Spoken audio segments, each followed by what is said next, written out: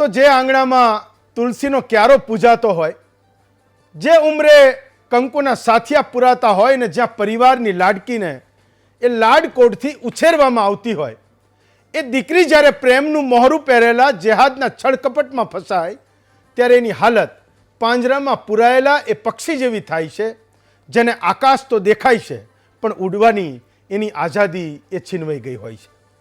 હિન્દુ દીકરી માટે લગ્ન એ 7 જન્મોનો પવિત્ર સંગાત છે, પણ લવ જેહાદીઓ માટે એ માત્ર એક ટાર્ગેટ છે. વાતો અને ખોટા વાયદાઓમાં ફસાયા પછી જ્યારે હકીકત સામે આવે છે ત્યારે દીકરી પાસે ના તો પાછા વળવાનો રસ્તો રહે છે અને ના તો એ જીવવાની એનામાં હિંમત બચી હોય છે. ફિલ્મી પડદે ધ કેરેલા સ્ટોરી જોઈને આપણે આંસુ સાર્યા, વિધાનસભામાં કાયદાના થોથા પસાર કરીને આપણે સંતોષ પણ માન્યો, પણ વાસ્તવિકતાને આપણે આજે પણ બદલી નથી શક્યા, એ પણ એક વાસ્તવિકતા છે. આવી ઘણી ફિલ્મો થિયેટરમાં આવીને જતી રહી અને કાયદાઓની કચેરીની ફાઇલોમાં એ દબાઈ ગયા, પણ કટ્ટરપંથીઓનો લવ જેહાદનો એજન્ડા એ આજે પણ જીવતો રહ્યો છે. જેહાદી માનસિકતા ધરાવનારાઓ પાસે એક આખી ઇકોસિસ્ટમ છે, આપણી પાસે માત્ર સંવેદનાઓ છે. જ્યાં સુધી કાયદો એ કોરડો નહીં વીંજે ત્યાં સુધી આપણી દીકરીઓ આ જ રીતે એ પીડાતી રહેવાની છે, એ પણ એક મોટી વાસ્તવિકતા છે. 3 માર્ચની અમદાવાદની એ ઘટનાના આપણે સાક્ષી છીએ કે અમદાવાદની કોર્ટની એ આંગણામાં એક બનેલી ઘટના છે. એક હિન્દુ દીકરી અને મુસ્લિમ યુવક લગ્નના રજિસ્ટ્રેશન માટે એ જિલ્લા રજિસ્ટ્રારની ઓફિસે પહોંચે છે. રજિસ્ટ્રાર MM સૈયદ અને એની આખી ગેંગ એ હિન્દુ દીકરી સાથે મુસ્લિમ યુવકના લગ્ન કરાવવામાં બરાબરના ભાગીદાર પણ બને છે. આ આખી ઘટનામાં દીકરીનું બ્રેઇન વોશ થાય છે. જ્યારે નોંધણી માટે કચેરીએ લાવવામાં આવે છે ત્યારે વકીલનો કોટ પહેરાવાય છે, એટલે કોઈને આ લગ્નની ગંધ ન આવે. છતાં હિન્દુ સંગઠનો અને વકીલોની સતર્કતાના કારણે એ મુસ્લિમ રજિસ્ટ્રારની આ મુરાદ એ ખુલ્લી પડી જાય છે.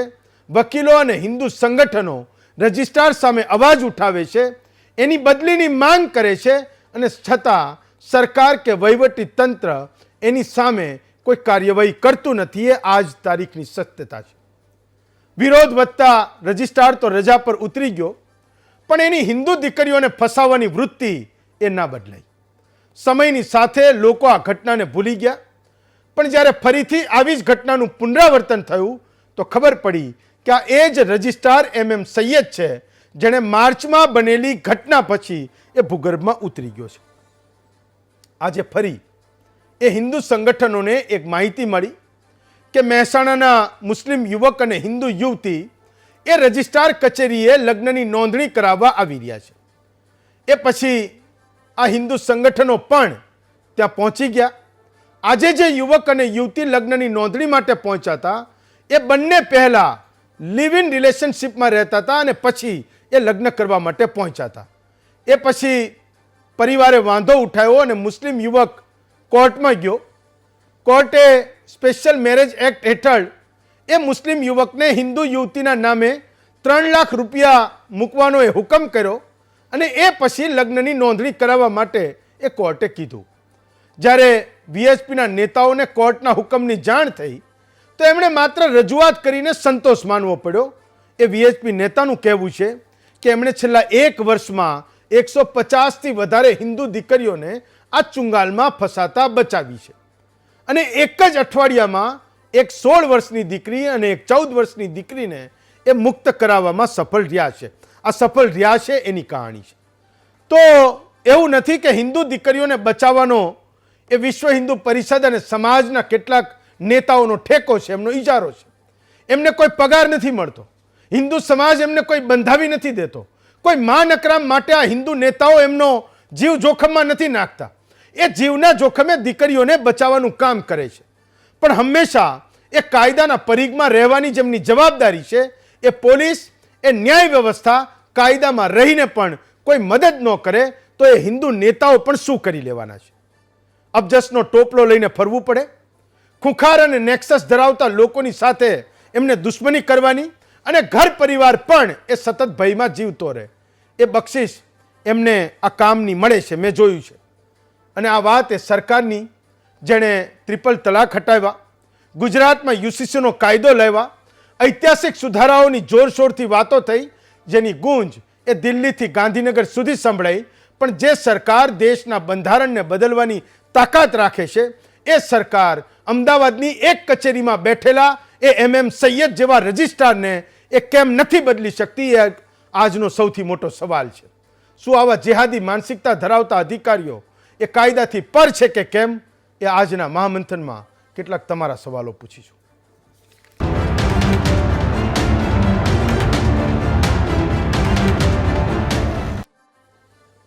તો મુદ્દો છે લવ જેહાદના આકાઓ કાયદાથી પર છે કે કેમ. આપણી સાથે 4 વક્તાઓ છે. કિશનસિંહ સોલંકી છે, ભાજપના નેતા છે. ગીતાબેન પટેલ છે, કોંગ્રેસના નેતા છે.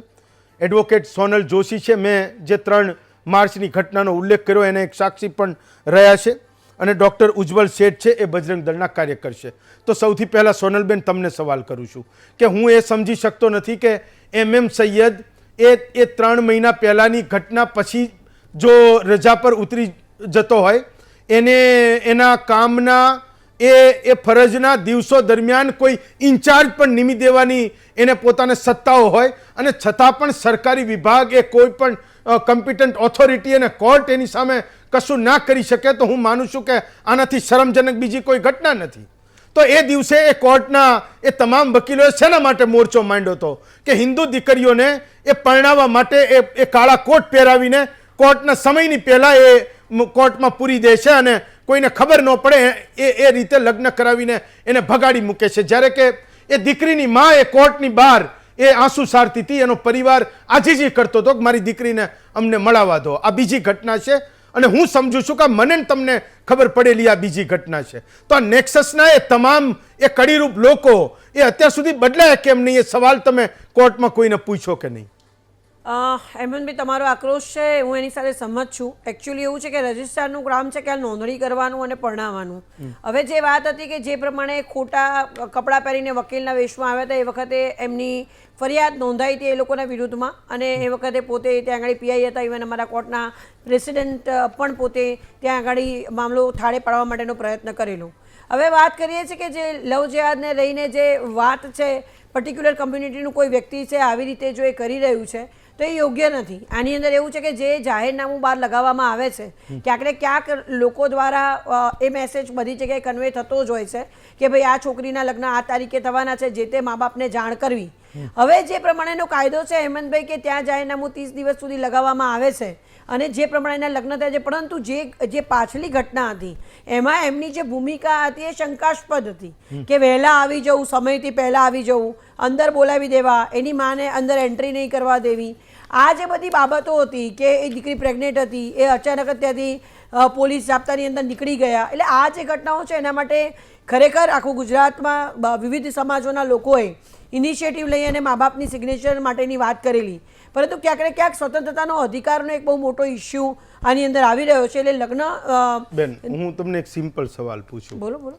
કે જે રજિસ્ટ્રારની સામે એ આરોપ લાગ્યા કે વકીલના કપડાં પહેરાવીને હિન્દુ દીકરી અને મુસ્લિમ છોકરાને એણે કોર્ટની અંદર પરવાનગી આપી દીધી, કોર્ટનો સમય હોય 10, 10:30નો, 9 વાગ્યામાં એની એ ચેમ્બરમાં એ કોર્ટમાં ઘૂસી ગયા, એટલે કે કોઈને ખબર ન પડે. કેસ નોંધાણો તો કોની સામે નોંધાણો?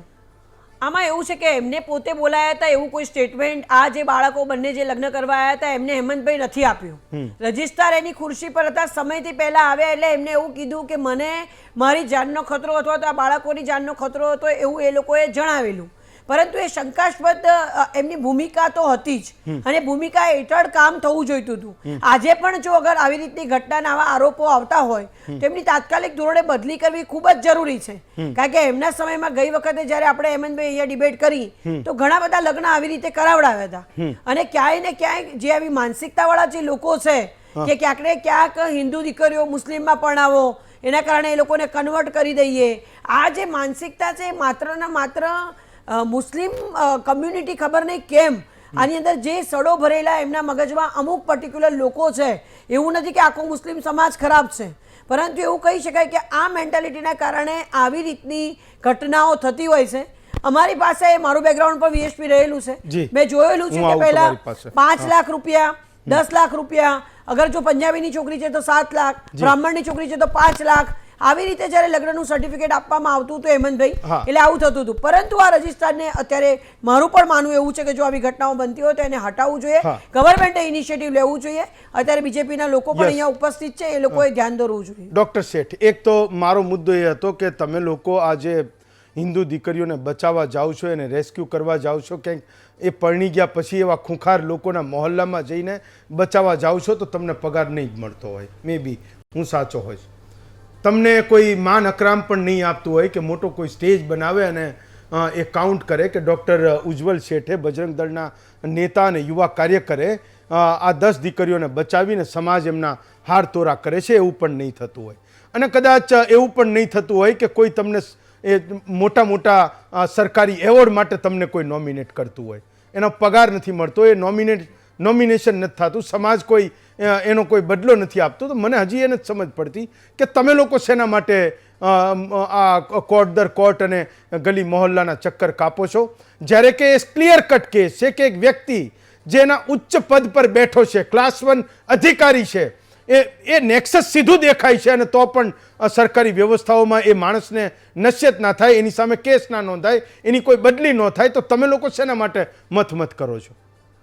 આમાં એવું છે કે જ્યારે આવી કોઈ પણ રાષ્ટ્ર વિરોધી ગતિવિધિ છે, ડેમોગ્રાફિક ચેન્જનો એજન્ડા લઈને આ લોકો ચાલી રહ્યા છે, વસ્તી વધારાના આધારે રાજનીતિ બદલવાના એજન્ડાથી આ લોકો ચાલી રહ્યા છે, જે આ વખતે પણ દેખાયું કે એ લોકોએ કેટલી જગ્યાએ પોતાનો ડેમોગ્રાફિક ચેન્જનો ફાયદો લઈ અને આ વખતે એમણે ઇલેક્શનમાં કર્યું. આ એજન્ડાની સામે આપણી સંસ્કૃતિ અને આપણા રાષ્ટ્રને બચાવી રાખવા માટે એકમાત્ર રાષ્ટ્ર છે, એને બચાવી રાખવા માટે અમે લોકો લાગ્યા છે. બીજું, જે MM સૈયદ સાહેબની આપણે વાત કરી, તો એ MM સૈયદ સવારે 9 વાગે જે સરકારી કચેરીમાં સવારે 11:30 પણ આપણા કામ નથી થતા, એવી સરકારી કચેરીમાં 9 વાગે 2 યુવકો માટે સ્પેશિયલ આવવું, એ પણ કાળા કોટમાં એમને લાવવું. એક ક્લાસ 1 અધિકારી જે એવું કહે છે કે મારી સુરક્ષાને ખતરો છે, પોલીસને જાણ કર્યા સિવાય એ 9 વાગે એ લોકોને બોલાવે છે.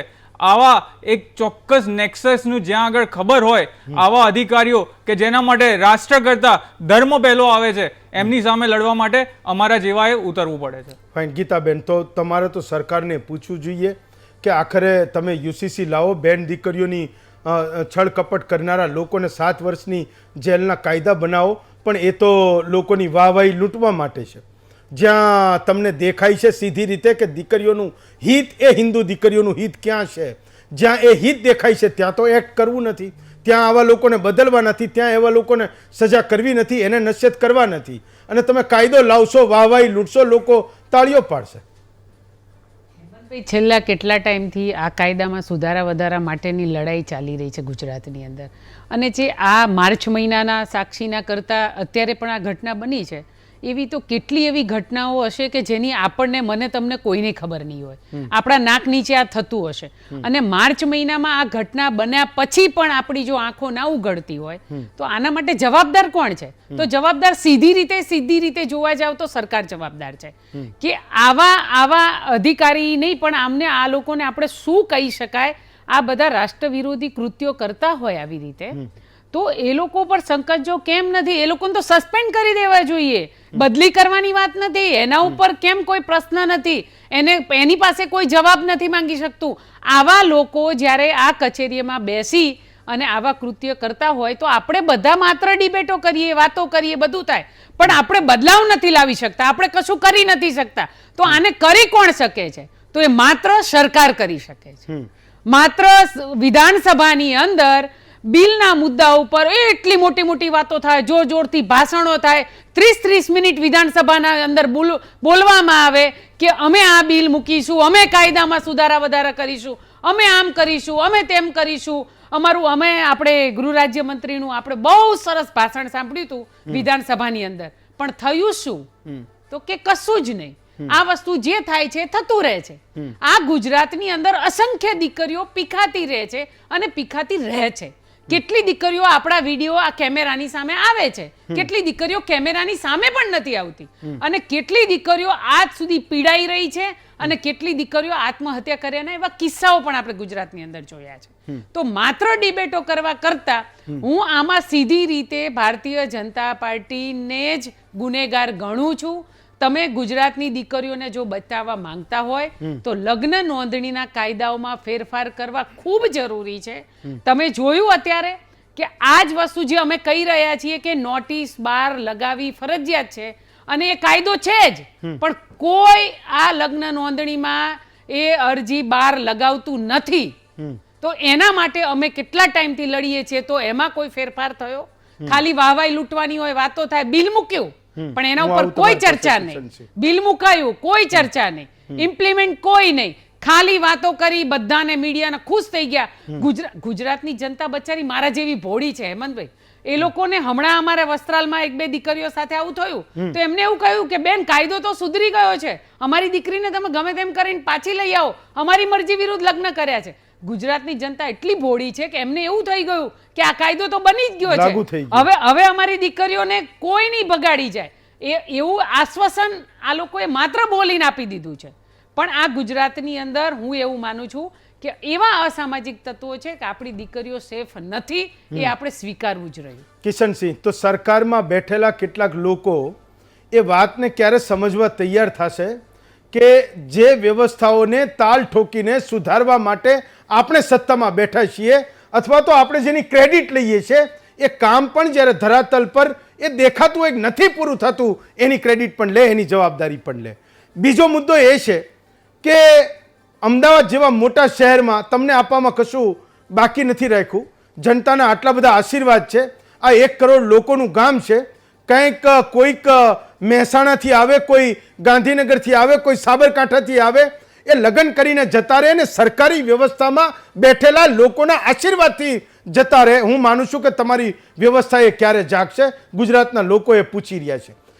એક મુદ્દો એ લીગલ સેલ અને તમારા લીગલ મોરચાનો પણ છે કે ગુજરાતનો ભાગ્ય કોઈ વકીલ તમે બાકી રાખ્યો કે જેને તમે આ પટ્ટો નહીં પહેરાયો હોય ને મોરચામાં તમે નહીં લીધો હોય. મારે સોનલબેનને પણ પૂછવાનું છે, એમની આજુબાજુ હશે લોકો, તો કોઈએ નહીં કહેતું હોય કે ભાઈ એક રજિસ્ટ્રાર જે તમને ક્લિયર કટ દેખાય છે, ગુજરાતના એ વકીલોએ, અમદાવાદના વકીલોએ રીતસરનો મોરચો માંડ્યો. તો ચલો, મને તો એ લીગલ વાતોમાં કદાચ નહીં ખબર પડતી હોય, બે વાતો કદાચ મને નહીં સમજ પડતી હોય, પણ જે રજિસ્ટ્રારની સામે જે વકીલોએ મોરચો માંડ્યો હતો કે ભાઈ હિન્દુ દીકરીઓની એ લગ્ન કરાવવાનું એક ષડયંત્ર અહીંયા ચાલે છે, 60 દિવસ સુધી તમારી કચેરીમાં હાજર ન થાય, એની સુરક્ષાના સવાલ હોય, તો ભય, ભૂખ અને ભ્રષ્ટાચાર એ આખરે હતું કોના માટે?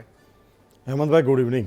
આપના જે આક્રોશ અને ઉગ્રતા છે, ડૉક્ટર શેઠે, VHPએ, બજરંગ દળે જે કાર્ય કર્યું છે, સોનલબેને કેટલાને બચાવ્યા એનો પણ જવાબ આપી દીધો છે. પણ આ પ્રશ્ન જે છે ને, એ પ્રશ્ન કરતાં એ પ્રશ્નની અંદર રહેલો આપણો બંધારણીય મર્મ પણ સમજવો એટલો જ જરૂરી છે. આપણે યર 2000માં ઓમન ચાંડીજીએ લવ જિહાદ શબ્દ વાપર્યો. આપણો આર્ટિકલ 21 અને 25 જે સુરક્ષા પૂરી પાડે છે આપણા નાગરિકોને, એ જ સુરક્ષાના એ છીંડાઓનો ઉપયોગ કરીને આ લોકો જે કહેતા આવ્યા છે ને 2014થી કે સરકારો ગમે તેવી આવે અને જાય, સિસ્ટમ તો અમારા ही ચલેગા, આ સ્ટેટની અંદર ડીપ સ્ટેટ એક જે ભરાયેલું છે એનો ભાગ છે. મને પણ દુઃખ છે, ખેદ છે કે આજે ડીપ સ્ટેટ સૈયદ એટલે થિંગ ઇઝ દેટ આ પ્રકાશમાં આવ્યું છે. એક્શન લેવાશે, ગંભીર એક્શન લેવાશે, પણ સરકાર સામે અમુક બંધારણીય મર્યાદાઓ પણ હોય છે, કોર્ટની મર્યાદાઓ પણ હોય છે. એટલે ચોક્કસપણે આની સામે એક્શન લેવાશે, સરકારના ધ્યાનમાં છે. કેટલા બચાવ્યા એનો રેકોર્ડ ઓલરેડી સોનલબેન આપી ચૂક્યા છે. પણ જ્યાં સુધી વાત આ લવ જિહાદની છે, તો આ એક ઓર્ગેનાઇઝ ક્રાઇમ છે. આ એક આપણી યુવતીઓને, પર્ટિક્યુલર હિન્દુ યુવતીઓને આ ફસાવાનું, લોભ, લાલચ, ભય આપી અને એમનું ધર્મ પરિવર્તન કરવાનું જે કાવતરું છે, એની સામે આખા દેશમાં આક્રોશ છે, પગલાઓ લેવા રહ્યા છે. 2020થી ઉત્તર પ્રદેશે ઓલરેડી કાયદો બનાવ્યો, એના પછી ઉત્તરાખંડ, એના પછી ગુજરાત, પણ એમાં કોર્ટે અમુક આપણને સૂચનો કર્યા છે જે ફરી બદલવા પડશે અને કોર્ટની સમક્ષ જવું પડશે. કિશનસિંહ. પરંતુ હેમંતભાઈ આમાં અમે કોઈને છોડવાના નથી. આપની ચિંતાની 100% લાગણી સરકાર સુધી કોઈ ચમરબંધીને છોડવાનો જ નથી, પણ પકડવાનો નથી. सरकार સુધી પહોંચાડીશું. પણ ધર્મ સનાતન કી ગૌરવ ઓ બેટીઓ, तुम खुद को भूल नहीं जाना, कोशिश लाख करे कोई, तुम बहकाव में मत आना, मायावी मृगों के प्रस्ताव में मत आना, जो नफरत के लायक है तुम उससे प्यार नहीं करना, वेश बदल के बन जाते हैं मिश्रा यादव शिंदे, प्रेमी जिनको समझ रही हो वो हवस भरे दरिंदे है, पद्मावती से सीखोगी तो लेव जहाज से बचोगी. એટલે આ વિષય જાગૃતિનો વિષય છે. આપણી દીકરીઓને આ જે નામો બદલી ધર્માંતા ફેલાવા, ધર્મ પરિવર્તન કરવા માટે આવેલા જે લોકો છે એમના માટે સખત ચેતવણી ગુજરાત સરકાર, આપણા ઉપમુખ્યમંત્રી શ્રી હર્ષભાઈ સંઘવી અને ગુજરાત સરકાર ઓલરેડી આપી ચૂક્યા છે. કાર્ય ચાલુ છે. આવા કિસ્સાઓમાં પણ ગંભીરમાં ગંભીર હેમંતભાઈ એક્શન લેવામાં આવશે. ચિત ભી મેરી અને પટ ભી મેરી એવું કંઈક છે ને, એવું એવું કે છે. એ કિશનસિંહની પાર્ટી સરકાર એ તમામ લોકોને એ લાગુ પડે છે. રાધર કિશનસિંહને પણ લાગુ પડે છે. મુદ્દો એ છે કે લોકો તમને એ નજરે જોવે છે આ લોકશાહીમાં કે ભાઈ મારું જે હિત છે, જે ખૂંખાર લોકોની સામે એ કોણ સાચવશે? તો કે કિશનસિંહની પાર્ટી સાચવશે. સરકાર એની બનાવીશું ને એ અમારી દીકરીઓની રક્ષા કરશે. મુદ્દો એ છે કે તમે એને પૂછો કે ભાઈ એની રક્ષા ક્યારે કરશો, તો એ દુઆને ચોપૈયો તમે સંભળાવો છો. મારો મુદ્દો ડીપ સ્ટેટનો પણ નહોતો, ખાલી એટલો જ હતો કે કોઈ એક રજિસ્ટ્રાર જે સરકારનો વર્ગ 1નો અધિકારી હોય છે, હું પર્ટિક્યુલર કહું છું, રાજ્ય સરકારનો વર્ગ 1નો અધિકારી હોય છે, એની સામે કોઈ ષડયંત્રના આરોપ લાગે, 60 દિવસ સુધી એ માણસ એની ઓફિસમાં પગ ન મૂકે તો બાકી બધું જ છોડી દઈએ. એની સામે એટલીસ્ટ તપાસ તો કરી લો. તપાસ હેમંતભાઈ થઈ છે અને તપાસનો મર્મ પણ મારે આપને અહીંયા સોનલબેન છે એ વધારે કદાચ તમને ડિસ્ક્રાઇબ કરશે સારી રીતે. પણ એણે જે આર્ગ્યુમેન્ટ કરી છે કોર્ટમાં, એણે જે વકીલો આપ કીધું ને કે બધા વકીલોને તમે કેસ પહેરાવી દીધા છે, મોટાભાગના વકીલો અમારી સાથે છે, એમણે પણ લડત લડી છે. પણ જ્યારે આ વાત ન્યાયિક અદાલતમાં પહોંચે છે અને એમની જે દલીલો હોય છે તો કાયદાની મર્યાદામાં રહી એમણે જે પોતાના હોદ્દાનો અને સીટનો ઉપયોગ કર્યો છે એ આપણે પ્રેક્ટિકલી એને નકારીએ છીએ. એ હોવું જ ના જોઈએ, એ સામે છે. પણ જ્યારે એ લીગલ લેંગ્વેજમાં ફરવાય છે ત્યારે એનો અર્થ અલગ થઈ જાય છે. એટલે સોનલબેન એ વિશે વધારે કહેશે ન્યાયિક પ્રક્રિયામાં. પણ વિષય વસ્તુ એ છે સરકારના ધ્યાનમાં છે, આની ઉપર પણ એક્શન લેવામાં આવશે. પણ એક્શનનો મતલબ એ થાય છે કે આને સસ્પેન્શન સુધી લઈ જવા માટે, આને સસ્પેન્ડ કરવા માટે, સરકારી નોકરીમાંથી દૂર કરવા માટે એક લાંબી પ્રક્રિયા છે. અને ઘરે બેસાડીને સરકારી જમાઈ નથી બનાવવાનો. એટલે વિષય વસ્તુ જે ન્યાયિક પ્રક્રિયામાં થતી હશે, લીગલ થતી હશે, સારી રીતે થશે. Transfer is not the option. Transfer અહીંથી બીજે ક્યાંક મોકલશે ત્યાં પણ એની પ્રવૃત્તિ જારી રહેશે. એટલે બેસ્ટ વે પોસિબલ આનો રસ્તો ન્યાય. ગીતાબેન તમારા ઉમન ચાંદી 2000માં કઈ ગયા હતા, છતાં તમે તો કશું કરી ના શક્યા. તમે તો ત્યાં લાવી પણ ના શક્યા. અમે તો નિયમો પણ લાવ્યા. જનતાએ બરાબર જાણે કે કોઈ સ્ટુડિયોમાંથી આદેશ નથી થવાના ને કોઈ રજિસ્ટ્રારની સામે પગલાં નથી લેવાઈ જવાના. એ પગલાં તો આખરે સરકારે જ લેવાના છે, એની ઓથોરિટીએ લેવાના છે. હું તો અહીંયા અરીસો બતાવું છું ને, સૌથી પહેલાં તમને બતાવવા માટે હું અહીંયા તમને બોલાવું છું. ફાઇન. કોઈ સ્ટુડિયોમાંથી આદેશો નથી છૂટતા, એ જનતા પણ બરાબર જાણે. ફાઇન. એક બ્રેક લઈએ, બ્રેક પછી પાછા આવીએ છીએ.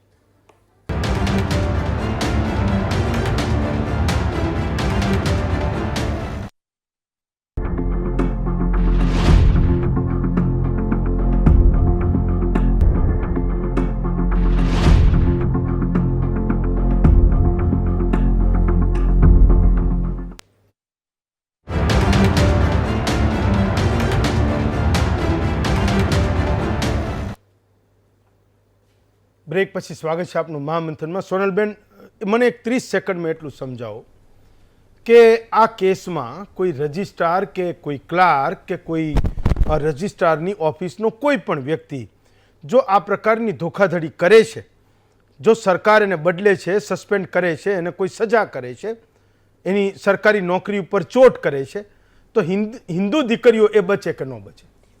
ડેફિનેટલી બચે. પણ હેમંતભાઈ આ કાવતરું છે. એ વ્યક્તિ ત્યાં બેઠો છે એટલે એના ટાઉટો હોય.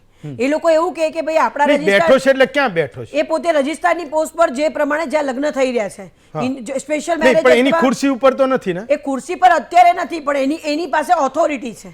એ ઓથોરિટીથી જે કામ થતું હોય, મેં તમને અગાઉની વાત કરી કે આટલા બધા લગ્ન જે વખતે હોબાળો કર્યો VHPના છોકરાઓ આવીને, તો આ હોબાળો ક્યારે થયો કે જ્યારે લોકો જાગ્યા. અમારી પાસે પણ ઘણી વખત આવી રીતે જ્યારે પણ એ બોર્ડ ઉપર મુકાતું હોય તો એ વાત બધે ફરતી થઈ જાય કે ફલાણા કમ્યુનિટીની છોકરી છે, તમે એના મા બાપને જાણ કરો, આ લોકો લઈ જવાના છે. પછી કેવું થાય છે કે વિશ્વ હિન્દુ પરિષદમાં પહેલા 45 છોકરીઓ આવી રીતે હેમંતભાઈ હતી અને આવી રીતે લાયેલી દીકરીઓને પોતાના મા બાપ પણ લઈ નથી જતા અને ઘણી દીકરીઓ પૂર્ણકાલીન કાર્યકર્તા તરીકે આજમાં પણ હજી 10 દીકરીઓ અમારા ત્યાં કામ કરે છે. પરંતુ એ જિંદગી નથી. લગ્ન જીવન એક વિશ્વાસનું પાત્ર છે. પરંતુ આ લોકોએ જે પર્ટિક્યુલર મુસ્લિમ કમ્યુનિટીમાં બહુ ઓછા લોકો છે કે જે લોકો આવી માનસિકતા ધરાવે છે કે ગમે તે રીતે હિન્દુ છોકરીઓને ફસાવો. પહેલેથી વિશ્વ હિન્દુ પરિષદ અમુક પર્ટિક્યુલર કોલેજોની બહાર એ લોકો પહેલાં રેકી કરતા, કોલેજોની અંદર બહાર બેસવું, ગેરેજો પર કામ કરતા, બાઇકો લઈને બેસવું, છોકરીઓ આવતી જતીઓને રોકવી, પ્રેમજાળમાં ફસાવી, પોતાના લગ્ન પહેલાં કરેલા છે તો એ પણ ન કહેવું, પોતાના બાળકો છે એ વિશે પણ છુપાવવું. એટલે હેમંતભાઈ આની અંદર જે મોડસ ઓપરન્ડી છે, કોઈ વ્યક્તિ ત્યાં રજિસ્ટ્રાર તરીકે લગ્ન નોંધણી માટે બેઠો છે તો એના ટાઉટો હોય કે આપણા માણસો છે, આપણે ટ્રાય કરો કેટલા લગ્ન નોંધાવી શકીએ છીએ. આવી મેન્ટાલિટી હોય છે અને આવી મેન્ટાલિટી ન હોવી જોઈએ, કારણ કે સ્પેશિયલ આના કારણે આખું માળખું બદલે છે. હિન્દુ મુસ્લિમ ભાઈ અને ભાઈ જ રહેવા જોઈએ, પરંતુ આ લોકોની જે મોડસ ઓપરન્ડી છે એના કારણે આ બધા ઇસ્યુ ઉભા થાય. ગીતાબેન, તમે આંગળી ઊંચી કરતા હતા જ્યારે કિશનસિંહ કંઈક બોલતા હતા, બહુ સારી કંઈક વાત કરતા હતા, તમે આંગળી ઊંચી કરતા હતા. બોલો, શું પૂછવું હતું? મને સવાલ એ થાય છે કે બહુ જ મોટી હિન્દુત્વની વાત કરતી આ પાર્ટી હિન્દુ દીકરીઓને બચાવી શકતી નથી. સૌથી મોટો સવાલ. અને આપણે એવું માની શકીએ હેમંતભાઈ કે આપણી દીકરીઓ સેફ છે એમની સત્તામાં? એવો આપણને સવાલ થાય. આગની ભઠ્ઠીઓમાં નાખી દેતી કોંગ્રેસ હિન્દુઓ દીકરીઓને આગની ભઠ્ઠીમાં અમે કે આ તો તમારું તાજું ઉદાહરણ છે કિશનસિંહ. નૈના સાહની ભૂલી તમે ગયા, માર્ચ મહિનામાં આ દિલ્હીના ઘટના તંદુરખાન બની ભૂલી ગયા. પછી તમે એટલે કેમ કોઈ એક્શન લીધું નથી? તમે કોની રાહ જોતા? આપણે મત નથી માંગવાનો ગીતાબેન, કિશનભાઈ, આપણે મત માંગવા આવ્યા નથી. કિશનસિંહ, તમે જે એક કારણ કીધું ને, કદાચ એ કારણ એ પણ એક કારણ હશે કે એ લોકો 30 વર્ષથી ગુજરાતમાં બહાર છે. ચલો આ 30 વર્ષની વાત કરો ભાઈ, એને કર્યું એ તમારે કરવું નહીં. અમે બચાવ્યા. ડોક્ટર શેઠે બોલ્યા, સોનલબેન બોલ્યા, આંકડાઓ. હું આંકડાઓ બોલી સત્તાધારી પાર્ટી તરીકે તો આપ મારા આંકડાઓમાં વિશ્વાસ નહીં ધરાવો, પણ વિષય એ છે કે બચાવવામાં દરેક જગ્યાએ ભારતીય જનતા પાર્ટીની સરકારો સફળ રહી છે. આ એક ગંભીર પ્રકારની માનસિકતાવાળો ગુનો આ જે પણ અત્યારે અધિકારીની વાત થઈ છે કે આવી દીકરીઓ ફરીથી પીડાતી રહેશે અને સોનલબેન જેવા બાર શું પહેરો કરે? તમે સરકાર તમારી છે, સત્તા તમારી છે. એટલા માટે કે અમે બંધારણનું અપમાન કરનાર લોકો નથી, અમે બંધારણને બદલી દેનાર લોકો નથી, બંધારણમાં વારે ઘડીએ સુધારોને ચેડા કરનાર લોકો નથી. તમારે કલમ 21 આર્ટિકલ 21 અને 25 નો અભ્યાસ કરવો જોઈએ. કિશનસિંહ, ચલો પહેલા એને બોલી લેવા દો. ગીતાબેન, તમારે જે બોલવું હોય 30 સેકન્ડ છે, પછી હું મારો એક જ સવાલ છે કે મેં પહેલા પણ એક સવાલ કર્યો છે અને અત્યારે પણ કરું છું કે બહુ જ મોટી મોટી વાતો કરતી આ ગુજરાતની સરકાર, એમાં હિન્દુ દીકરીઓ સુરક્ષિત છે કે નહીં? આ મારો સૌથી મોટો સવાલ. બીજી સંપૂર્ણ સુરક્ષિત છે. કિશનસિંહ, અમારી સરકારની સુરક્ષિત નથી. અમારી સરકાર રહે કે પરિસરમાં દેખાય એ કામ પણ થવું જોઈએ. કિશનસિંહ, અમારી સરકાર રહે કે જાય એની પરવા કર્યા વગર હિન્દુઓની અને દીકરીઓની રક્ષા કરનારી આ સરકાર છે. અને કાન ખોલીને સાંભળી કે એમણે આર્ટિકલનો અભ્યાસ કરવો જોઈએ. સોનલબેન અહીંયા હાજર છે, ડોક્ટર શેઠે હાજર છે. શું નડી રહ્યું છે એનો રસ્તો નીકળી રહ્યો છે. એના માટે સ્ટેટ વાઇઝ રૂલ્સ બની રહ્યા છે. મેં ઉત્તરાખંડનો દાખલો આપ્યો. મેં આપને વિધાનસભામાં ગૃહ રાજ્યમંત્રી બોલતા હતા. વિધાનસભા એક મિનિટ કિશનસિંહ, આ તો બધા રેવન્યુના અધિકારીઓ ને એના મસ્ટર પર કામ કરનારા લોકો હોય. શું જ્યાં દીકરા દીકરીઓના લગ્ન થાય, જ્યાં કોર્ટમાં રજીસ્ટ્રેશન થાય એવી જગ્યાએ એમના પોસ્ટિંગ જરૂરી છે? મેં તો એવા કેટલાય જોયા છે કે બિચારા ખૂબ એફિશિયન્ટ છે, પણ એ ડિઝાસ્ટર મેનેજમેન્ટમાં વર્ષો સુધી ટેબલની નીચે કેવી રીતે સંતાઈ જવું એની પ્રેક્ટિસ કરાવતા હોય છે. કેમ હેમંતભાઈ, આપે સાંભળ્યું નહોતું હમણાં જ્યારે પર્ટિક્યુલર એક સમાજે મને ખાલી એટલો જવાબ આપશો કે એવા લોકો જેની સામે ગુજરાતનો વકીલ આલમ એ ષડયંત્રના આરોપ લગાવી ચૂક્યું છે, એમણે એ કાગળ ઉપર સાબિત કરી દીધું છે કે આ ષડયંત્રો કેવી રીતે થતા હતા, હું તમને પુરાવા આપું. એવા લોકોના એક ખુરશી પર બેહવાના એ અધિકારો આપે છે કોણ? એના છીનવી શકાય કે ના છીનવી શકાય? That's all.